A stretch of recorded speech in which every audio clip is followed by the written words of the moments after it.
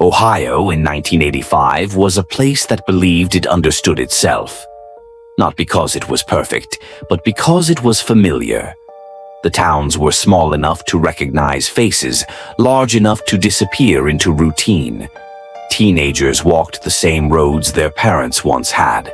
Friday nights followed patterns that rarely changed. Football fields glowed under stadium lights. Woods bordered neighborhoods like quiet margins, unremarkable and ignored. That was the environment Annette Cooper and Todd Schult grew up in.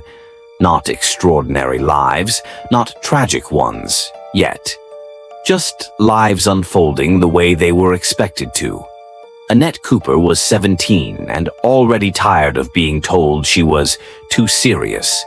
Teachers described her as observant. Friends called her thoughtful. At home, she was the oldest child, the one expected to notice things before others did. She kept journals, not because she thought her life was important, but because writing made sense of the parts that didn't. She noticed patterns in people. She remembered conversations long after others forgot them. She asked questions adults answered vaguely. Todd Schult was 18 and restless in a quieter way. Where Annette internalized, Todd deflected. He joked, he moved, he stayed busy. He worked odd jobs after school and saved money with no clear plan for it. He was known as dependable, but not predictable. The kind of teenager adults trusted without fully understanding. They were not inseparable. That's important. This was not a story of two teenagers bound by destiny or drama. They moved in overlapping circles, shared friends, crossed paths at parties, football games, and school events. They talked more than they were seen talking. They understood each other without advertising it. Their connection didn't feel dangerous. That's why no one questioned it. In the summer of 1985, the woods outside town were not considered a boundary. They were considered background. A place teenagers parked cars, drank cheap beer, talked too loud, and left before curfew. Adults knew this and pretended not to. The woods had always been there, which made them invisible. On the evening Annette and Todd were last seen, there was nothing remarkable about their plans. No dramatic argument, no ominous announcement. No one they spoke to later said, "I knew something was wrong." That phrase would come later. What people remembered instead were fragments. Annette mentioning she needed air. Todd saying he didn't want to go straight home yet. A friend noticing their absence but assuming they'd left early. They didn't leave early. They didn't go home. And by the time anyone realized something had shifted, the woods had already absorbed the night. When the first search began, it was uncoordinated and optimistic. Friends walked trails calling their names. Parents checked houses, payphones, parking lots. The assumption was delay, not danger. Because danger, people believed, announces itself. It shouts. It breaks things. It looks obvious. It does not quietly wait in places you've always ignored. By the time authorities were notified, the night had passed. The woods were no longer dark, but they were no less silent. Annette Cooper and Todd Schult were found less than a mile from where teenagers had parked for years. Not hidden, not buried. Just far enough from the road to avoid being stumbled upon by accident. The discovery did not arrive with chaos. It arrived with disbelief. Because Ohio in 1985 did not believe this kind of thing happened here. Not to teenagers everyone recognized, not in woods everyone had passed 100 times, not without warning. And when disbelief takes root, investigation slows. The first conclusions were formed quickly, not because evidence demanded them, but because uncertainty made people uncomfortable. Investigators spoke in cautious tones, community leaders reassured. The narrative settled into something survivable, an accident, a misunderstanding, a one-time act by someone who would never return. The town accepted this not because it was proven, but because it was easier. And that choice to accept comfort over curiosity would define the next 15 years. Because what happened to Annette Cooper and Todd Schult was not only an act of violence, it was the beginning of a silence that would outlast them. Morning did not bring clarity. It brought questions that refused to line up. The woods looked ordinary in daylight. That was the first thing everyone noticed, and later, the thing no one could forget. Sunlight cut through the trees in thin, uneven columns. Leaves shifted with the breeze. Birds returned to the branches as if nothing had happened. This was not a place that looked like it could hold death. That contradiction unsettled the searchers long before the bodies were found. Annette Cooper was discovered first, not because she was easier to see, but because someone stopped walking. That pause mattered. It always does. She was lying on her side, partially obscured by brush that had been pushed aside rather than trampled. There were no defensive wounds immediately visible, no torn clothing, no clear sign of a struggle that matched what people expected violence to look like. Todd Schult was found several yards away, not close enough to suggest they'd stayed together, not far enough to suggest they'd been separated by chance. The distance between them became the first unanswered question. Authorities moved quickly once the area was secured, but quickly is relative. In small towns, procedures collide with familiarity. Some of the officers knew the families. Others recognized the teenagers by name before formal identification was completed. That familiarity created hesitation. Hesitation created gaps. The initial assessment leaned heavily on what wasn't obvious. There was no overturned ground, no weapon immediately recovered, no witnesses who had seen anything beyond teenagers heading toward the woods. And so, almost immediately, speculation stepped in where certainty could not. The earliest internal discussions focused on the idea that this was a contained incident, something isolated, something unlikely to repeat. That framing mattered more than anyone realized at the time, because once a case is treated as contained, urgency softens. The official statements released that afternoon were cautious to the point of emptiness. Authorities emphasized that there was no ongoing threat to the community. Parents were urged to remain calm. Teenagers were told to stay home at night, not because of danger, but out of respect. The message was subtle but clear.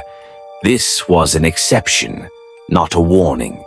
In the days that followed, attention turned toward reconstructing Annette and Todd's final hours. Friends were interviewed, routes were traced, the woods were searched again, not because investigators believed they had missed something, but because procedure demanded it. What they found was absence, no personal items that clearly explained movement. No definitive timeline after the teenagers entered the wooded area. No clear reason why they had gone there together that night. That absence made people uncomfortable, and discomfort demands explanation. So explanations were offered, quietly at first, then more openly. Maybe they'd encountered someone passing through. Maybe it was a confrontation that escalated unexpectedly. Maybe it was simply wrong place, wrong time. Each theory shared the same underlying assumption. The cause existed outside the community. That assumption was never proven, but it was embraced.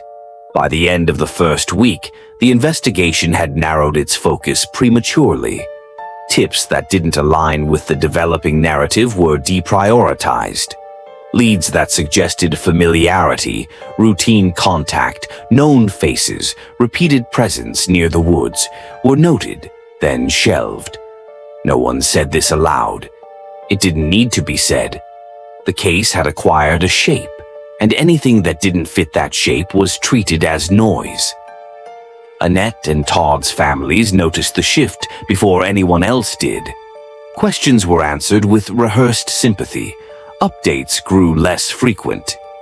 Investigators spoke in terms of when new information arises rather than what comes next. Time moved forward. The town returned to routine. The woods remained, and slowly, without announcement, the case stopped moving. Not because there were no answers, but because the first story told was easier to live with than the truth waiting beneath it. By the end of 1985, Annette Cooper and Todd Schult were no longer spoken of in present tense. They were spoken of carefully, as if saying too much might disturb something everyone had agreed to let rest. What no one understood then was that the case hadn't gone cold. It had been placed in storage. And 15 years later, when someone finally opened it again, the shape of the evidence would look very different. Ohio, 1986-1999. Cold cases do not happen all at once. They are not the result of a single mistake or a dramatic failure. They are built gradually, through small decisions, postponed questions, and the quiet belief that time itself will solve what people cannot. In the months following the deaths of Annette Cooper and Todd Schult, the investigation did not officially stop. It simply slowed. Paperwork continued to move. Evidence was logged, boxed, labeled, and placed into storage. Interviews were summarized, condensed, and refiled. Each action gave the appearance of progress, even as momentum drained away. This is how cases fall asleep. By early 1986, the woods where Annette and Todd were found had returned to routine use. Teenagers still parked nearby. Hunters passed through during season. Families walked trails without knowing exactly where the bodies had been discovered, or choosing not to ask. No marker was placed. No memorial erected. The absence felt intentional. Within law enforcement, the case had become sensitive. That word was used often, but never defined. Sensitive meant limited updates. Sensitive meant fewer outside eyes. Sensitive meant internal confidence that had not been earned. Sensitive also meant defensive. Investigators resisted reopening early assumptions. The idea of an unknown assailant passing through the area remained the dominant explanation, despite its lack of supporting evidence. It required the fewest internal adjustments. It implicated no one local. It preserved the town's sense of itself. Alternative theories, ones involving familiarity, repeated presence, or someone with knowledge of the woods, were noted, then quietly deprioritized. Not dismissed, just delayed. Annette's journals were reviewed only superficially. Portions that reflected emotional tension or interpersonal dynamics were summarized rather than analyzed. Todd's work schedules and informal routines were documented, but never deeply mapped. The question of why they were there together remained unanswered. And unanswered questions, when left long enough, begin to feel irrelevant. By the late 1980s, the case had been reassigned more than once. Each reassignment brought a new detective with less connection to the original urgency and fewer hours to dedicate to an aging file. Witnesses moved, memories softened. The woods continued to exist, unchanged, while the people who remembered the night grew older. The families noticed the distance widening.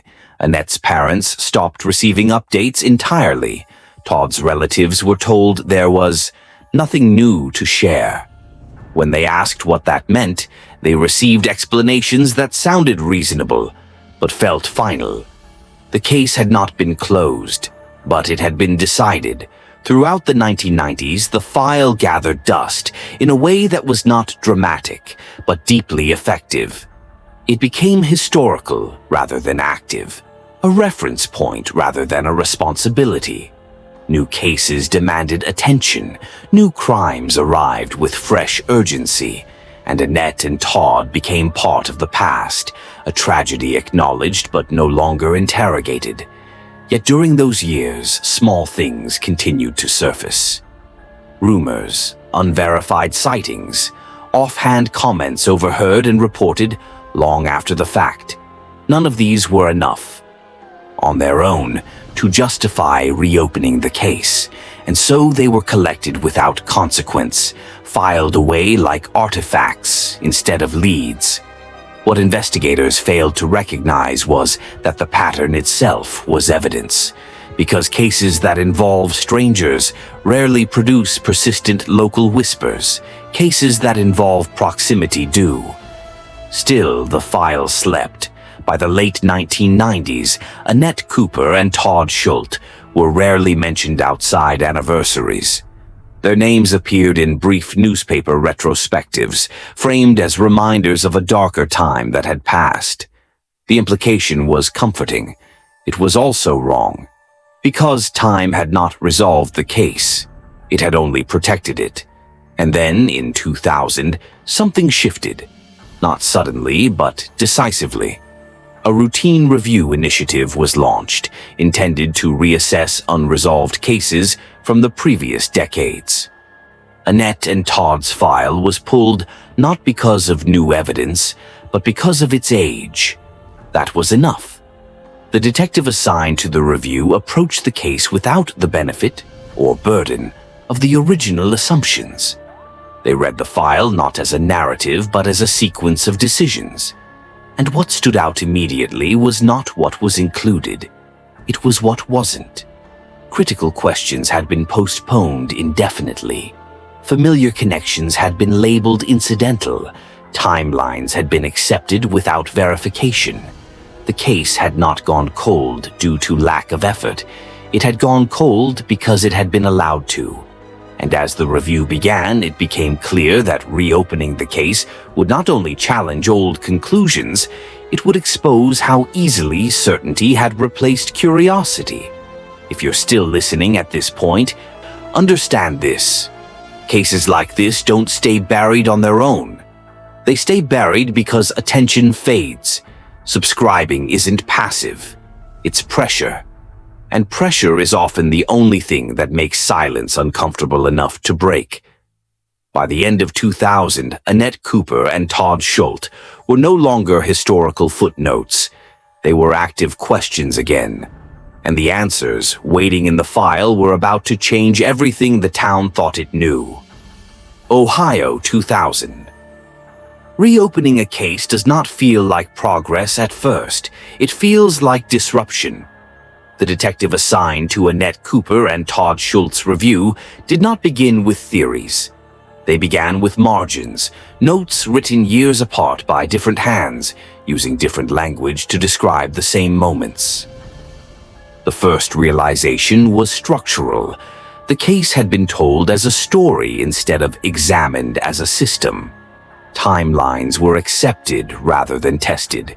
Statements were summarized rather than cross-referenced. The woods were described as a single location, not as a network of paths, clearings, and sightlines that behaved differently depending on time and season. The review started by flattening assumptions. The intruder theory, long treated as the spine of the case, was removed from the working file. Not rejected, simply set aside. Investigators asked a question that had not been formally asked in 1985. What if no one arrived that night? With that question, the case changed shape. When the woods were remapped using aerial imagery from the period, the placement of the bodies took on new meaning. Annette and Todd were not found at random distances. Their positions aligned with a natural choke point, a place where footpaths converged and visibility dropped. Someone had known where to stop. Someone had known where sound traveled and where it didn't. The distance between the bodies, once dismissed as incidental, became instructive. It suggested control without chaos, movement without panic, separation that implied decision-making rather than chance. That realization alone dismantled the idea of a fleeting encounter. Next came the interviews. Surviving witnesses were recontacted, not to retell their stories, but to clarify contradictions that had been overlooked. Minor discrepancies emerged. Nothing explosive, nothing that would have mattered on its own. But together, they formed pressure. One friend remembered Annette hesitating before entering the woods, mentioning she didn't want to run into anyone. Another recalled Todd joking about someone always being around that summer. At the time, those comments were dismissed as teenage exaggeration. Now they were reclassified as signals. Investigators returned to Annette's journals, not for emotional context, but for logistics. Names repeated, places overlapped. Patterns of routine became visible where none had been acknowledged before. Todd's movements were charted with similar precision. His jobs, his rides, the informal favors he did for people older than him, the hours he was reliably seen, and the ones he wasn't. The woods stopped being the center of the story. They became the stage. What mattered was who moved easily between public and private spaces without attracting attention, who knew when the woods would be occupied and when they would be empty, who had reason to believe they could act without being interrupted. This reframing did something important. It shifted the investigation from what happened to who benefited from familiarity. Records from the late 1980s were re-examined. Reports that had been closed with a single line, "No further action," were reopened and expanded. In several instances, investigators found that follow-up steps had been planned but never executed. Not forgotten, deferred. The reason for that deferral was never written down, but the pattern was unmistakable. Leads that pointed inward slowed the case. Leads that pointed outward were pursued until they dissolved. By mid-2000, the review team had identified multiple decision points where the investigation could have turned and didn't. That realization carried weight. Because reopening a case doesn't just challenge old suspects, it challenges old decisions. And those decisions had been made by people still alive, still working, still respected. The review became quiet but intense. Internal conversations grew careful. Language softened. Words like oversight and context appeared where error might have fit more cleanly. Still, the facts continued to converge. A narrow window of time emerged, one that fit with known movements, known routines, and known access. The list of possible explanations shrank, not because of new evidence, but because of better alignment. The intruder theory could not explain the efficiency. Chance could not explain the placement. Ignorance could not explain the confidence. Someone had known enough to act calmly. Someone had trusted the woods to keep a secret. If this case feels unsettling now, it's because it should. Truth rarely arrives with permission. Staying subscribed means staying present when stories get uncomfortable, when the easy explanations fall apart and the harder ones demand attention. By the end of the year, the case was no longer being reviewed. It was being rebuilt. And the rebuilt version did not resemble the story Ohio had told itself for 15 years. Annette Cooper and Todd Schult were no longer victims of randomness. They were victims of proximity and of a system that took too long to admit it. Ohio, 2000-2001, the moment a case re-enters public space, it stops belonging solely to investigators. It becomes communal again, whether people want it to or not. When authorities announced that the deaths of Annette Cooper and Todd Schult were being actively re-examined, the wording was deliberate. They avoided phrases like new suspect or breakthrough.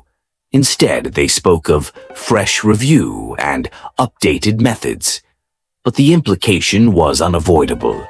The old explanation no longer held. For the town, that realization was destabilizing. 15 years of distance had allowed people to metabolize the tragedy into something manageable, an event that happened then, not something that continued to exist now. Reopening the case pulled it back into the present. Local media responded cautiously at first. Early coverage emphasized process over substance, echoing official statements without probing too deeply. But the reaction among residents was more immediate and more fractured. Some welcomed the review, seeing it as overdue justice. Others reacted defensively. Because reopening the case didn't just threaten a narrative, it threatened an identity. The belief that the violence had come from outside had protected the town's sense of safety.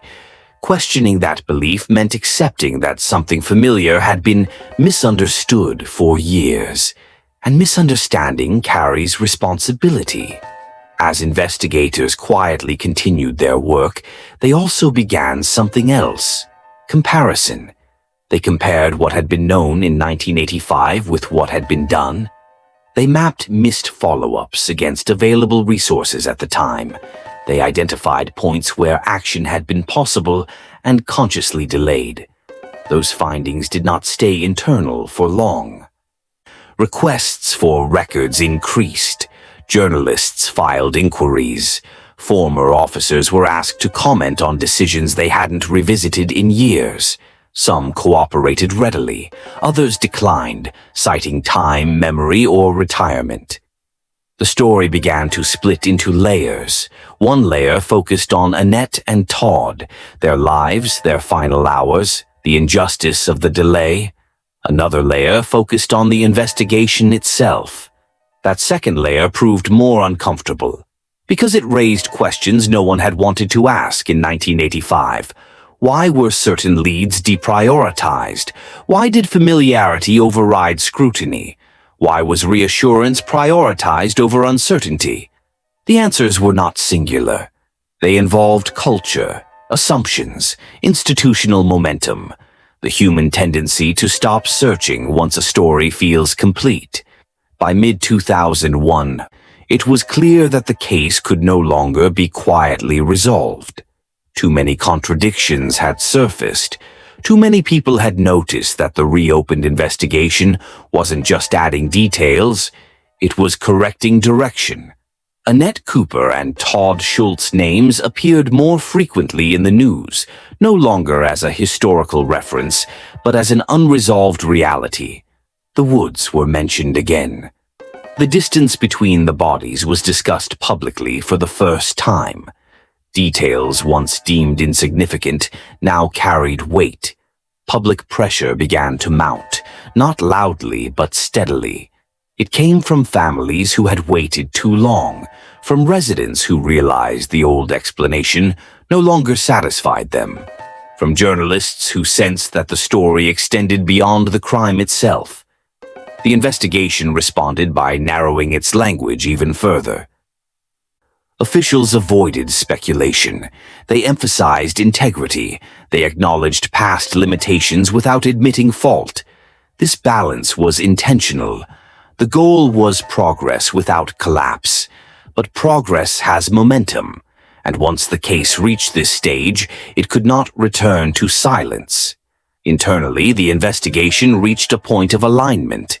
Timelines, routines, and access converged into a framework that was coherent and indicting. It did not rely on chance. It did not require a stranger. It depended on knowledge, proximity, and opportunity. That framework reframed everything. It explained why the crime scene looked controlled, why there was no evidence of panic, why the woods had been trusted to do the hiding. The realization did not come with relief. It came with reckoning. Because uncovering the truth meant acknowledging that it had been reachable all along. By the end of 2001, the case stood on the edge of formal resolution, not as a mystery solved by new technology, but as one corrected by the courage to revisit old assumptions. The town could no longer pretend this was about the past. It was about delay. And delay, once recognized, becomes impossible to ignore. Ohio, 2000 and beyond. By the time the case of Annette Cooper and Todd Schult reached its final phase, it no longer belonged to the night they died. It belonged to the years that followed. The reopening in 2000 did not arrive with spectacle. There were no dramatic press conferences, no single piece of evidence unveiled to collective gasps. Instead, the case concluded the way it had finally begun to move, methodically, quietly, and with an awareness of what had already been lost. Investigators now understood that the greatest obstacle had never been the absence of facts. It had been the presence of certainty. Once the framework of familiarity replaced the fiction of randomness, everything aligned with unsettling precision. The woods were no longer a mystery. They were a choice. The timing was no longer accidental. It was informed. The separation between Annette and Todd was no longer incidental. It was controlled. And most importantly, the delay was no longer abstract. It was measurable. In years, in missed opportunities, in witnesses who could no longer speak.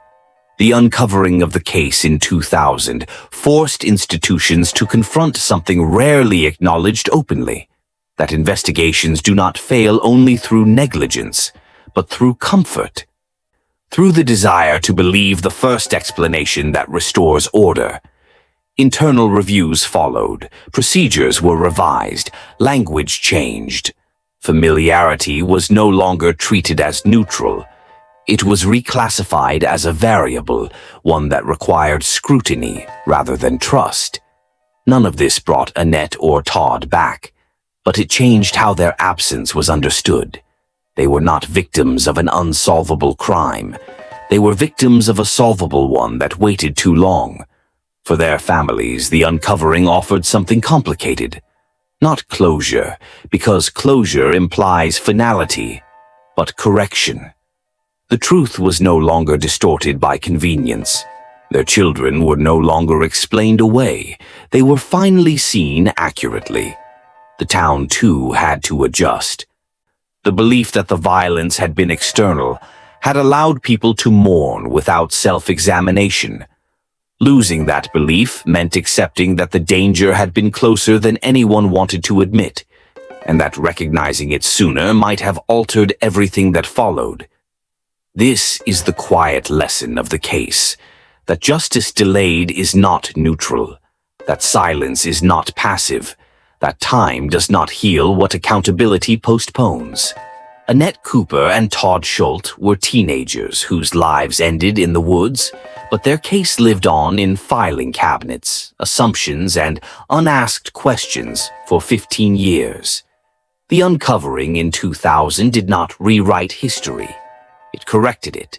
And correction matters, because every cold case carries two stories, what happened and what was allowed to happen afterward.